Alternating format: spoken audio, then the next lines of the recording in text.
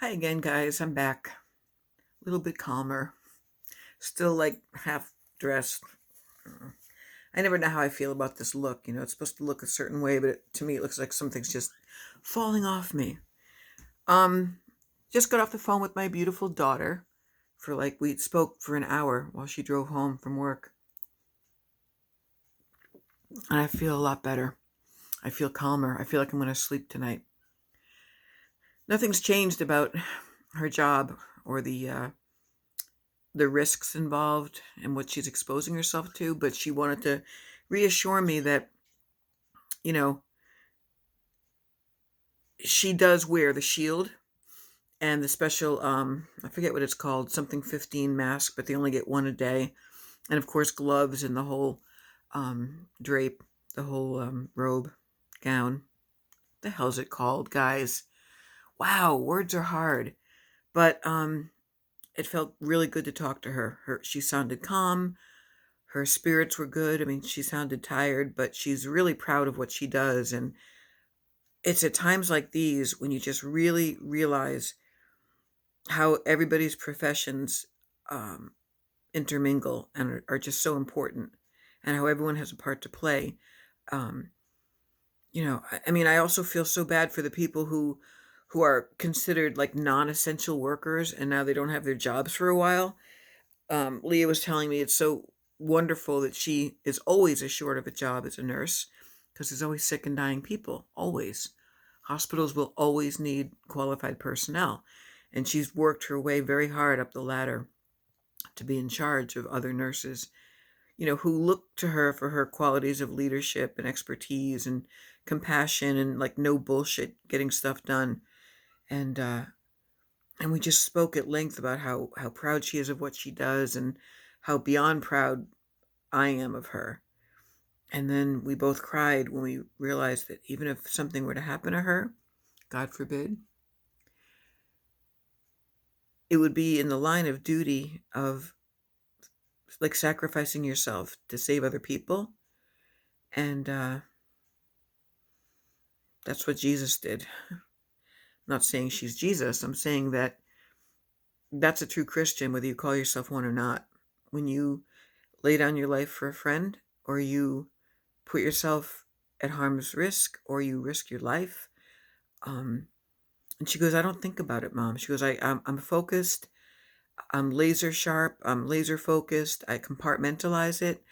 I don't get emotional at work. I don't cry except for maybe on the way home. She has like an hour-long drive. And then she pulls it together by the time she gets home for the boys and her husband. I'll light a cigarette to make you smoking people happy. The mukbang was a joke before. It was 3 bites, of course. I would never sit down and eat a big meal because I just think it's ugly. I don't know how to eat sexy.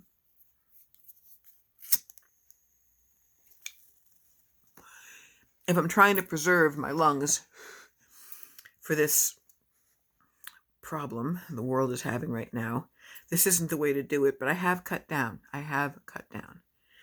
So, yeah, that's what a little bit of mania looks like. You guys are all along for the ride with me. This is my life. This is me. Sometimes I'm very, very depressed. Sometimes I don't know what to say. Sometimes I say too much. Sometimes I'm drunk. Sometimes I'm hungover. Sometimes I'm elated about sobriety and loving going to the meetings and loving having friends again and connecting and I'm really on the ball. And then something happens because I'll miss a meeting or two because they were canceled because of the quarantine, and I'll think it's not important to do the online meetings, or I'll just get busy, or I'll start being all up in my head with stuff. And that's how relapses start. When you'd rather click open a can of something rather than pick up the impossibly heavy phone, they call it. But I got to clean up the kitchen because one of the things I'm working on while I'm quarantined, it's so funny to keep using that word, is completing tasks assigned, because my house wouldn't get so overwrought if I would just put things away after I'm done using them, or clean something after I'm done cooking something or eating something or drinking something. I'm getting much better with that with paperwork and mail and stuff. They say that when you bring in your mail, you're only supposed to touch the papers like one time. Look at them, file them, get rid of them, cut your coupons or whatever. But I'm getting much better with just like literally throwing all kinds of catalogs and shit away because I'm getting out of debt and I don't want to acquire things anymore. And it feels really good to get less and less mail, less and less bills. I've got my car payment and now my bank loan, which is big, but I'm working on getting the financing down to almost zero because that's what the banks are doing now, so that they can get some of their money back during this, gigantic recession now, which is almost hard to comprehend the size of it. And it's not just the state, like I said before, and it's not just the country or Westchester or New York City, which is huge enough. It's not just China or India or it's the freaking world, global pandemic. I don't mean to pontificate about something we're all thinking about and talking about anyway, but there are some people that are taking it lightly for whatever bizarre reason. Maybe they don't watch the news, or they just think somehow this disease doesn't apply to them, or some people are dumb enough to think it's a fucking hoax. And to them, I just say it must be nice living with like two brain cells, sometimes occasionally clunking up against each other, and you must live in a hole under the ground if you don't know what's going on. But so yeah, I have a lot of laundry to bring in from my car, but I might do that in the morning. I'm going to sleep in my own bed tonight instead of the couch because that's the pinnacle of laziness. And I've got some nice candles and wax melts going, and I'll put on some nice music before I go to bed. And um, I think, actually, no, I think I might make the meatloaf tonight before my hamburger meat goes bad. I mean, I wouldn't use it if it was going bad, but you know how chopped meat goes from being like red to a little pink to like almost a teeny bit brown? I'll crack it open, and if it smells funny, I'll get rid of it. But it kind of flies in the face of what I said before about I hate wasting food. I hate it so much. I was telling Leah about my potato croquettes, and she's like, "Wow." She goes, "You always are inventive with food. I do the same thing. You know, I got her an Instant Pot. And she's very keto. She lost 52 pounds now. She looks amazing. Um, wow, I mean, she's just focused about everything she wants to do. And they just bought the new house, which is beautiful. Luca just got a new big boy bike and a big boy bed. And um, so, yeah, I'm calmed down now. I'll get a few more things done. Maybe I will make the meatloaf, like I said, while I, get ready to take a shower and do a few things, scoop out the cat box. All this stuff doesn't go away just because there's this virus, invisible monster floating around out there. Tomorrow I'll come back on and read you a couple of recent essays I wrote. Um, if anyone's interested, I don't know like how to link it here or anything. I really suck at YouTube. I don't even belong here. I don't know how to like link things and stuff. But if you have access to Facebook, or I guess these can be found anyway. One of my writings pages is Poetry, Prose, and Assorted Ponderings. The newest one is called A Christian Who Curses. And I like that one a lot because I'm talking about my faith and my journey and how I'm a very flawed, imperfect person, hence the cursing and stuff. I don't do it gratuitously, but I do curse to get a point across when I need to, which seems to be often. Got some crazy text today from my mother. My mother is a passive-aggressive, needy, manipulative narcissist who has been mad at me my whole life since I was born, and we never had a relationship. And she's particularly mad at me since I grew up and got married and had kids and didn't really let her see them. When they were little, they did, but she was never grandmotherly, just like she was never maternal toward me.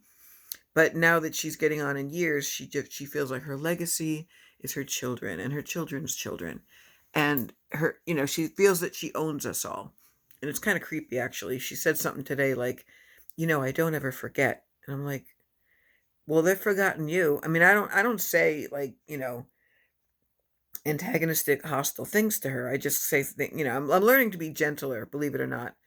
And I say things like, well, they're grown-ups now, they make their own choices, and sometimes lives divert and diverge and go different ways, and I think I'm using the wrong words again, but um yeah, I was up last night all night, like praying and crying and meditating and being very soul searching and reflective about my relationship with her and how worried I am about her. But after talking to her tonight, I'm not as worried. I'm more worried about my tender 22-year-old son who's very upset. No, I mean, not to the point of like despair or depression, but it's so disappointing, to be doing so well academically. He's getting an environmental science degree. And, he's going to go up there and pack up his shit and go back home and finish off online classes, and he'll get his degree, but he won't be walking. There'll be no ceremony. There'll be no party. Although this summer we will have a party.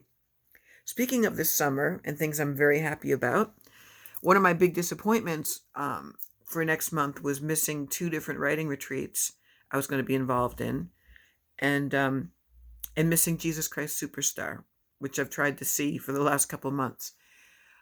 They did cancel the show in Philadelphia, but I found out tonight they've rescheduled it for July when everything will be back and running. And it's at the Kimmel Center in Philadelphia, and I can't wait. I can't wait.